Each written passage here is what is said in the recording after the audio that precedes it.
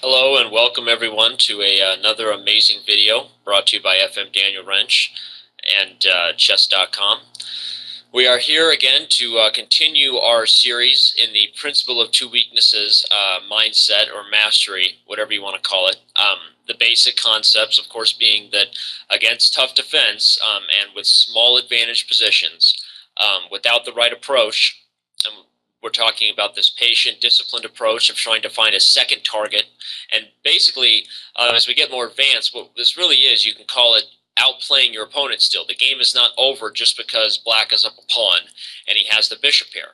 And like I alluded to in our first video, if you watched it, a lot of people sort of play with the mindset that, you know, when they're winning, the game is now over, they can just exchange. This is something that was sort of put in our subconscious by our coaches when we were young. And of course, the reason why they did that is because, you know, the only thing we recognized as an advantage back then was like a whole rook or a piece or something, you know. And so in those cases, yeah, most of the time, just about any exchange probably helps you. But you'd be surprised, although it sounds basic, this is something that people approach their positions with a lot and have the wrong psychology and then wonder why they weren't able to win a small advantage position.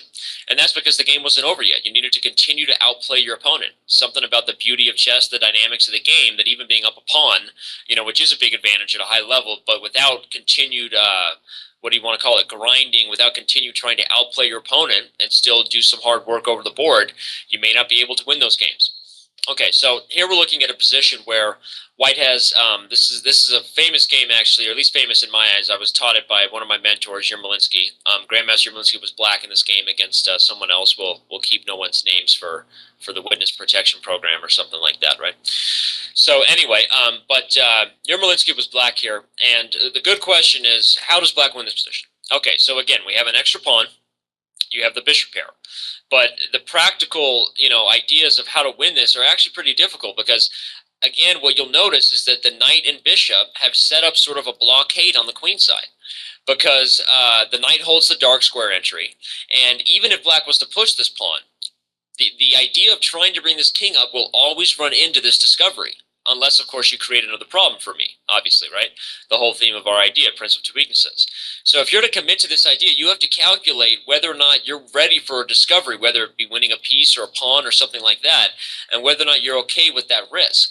So, again, even though it doesn't look like it at first, white actually has a blockade here because black doesn't really have any safe points of entry, at least in the sense of safe meaning, you know, you could do this with your eyes closed. There's going to be some calculation. You're going to be risking giving some of your material back at the very least because this pawn isn't going anywhere. So at the very least, there will be a discovery to win that pawn. So what is the right approach here? What did Grandmaster Yermolinsky do, and where are white's second weaknesses? We hope you enjoyed this video demo from Chess.com. Subscribe today to finish this video and get unlimited access to our full video library. Your membership also includes access to Chess Mentor, the most advanced interactive training tool available anywhere. You'll also get full access to the Opening Explorer, Tactics Trainer, and much, much more. So sign up today and get serious about improving your game.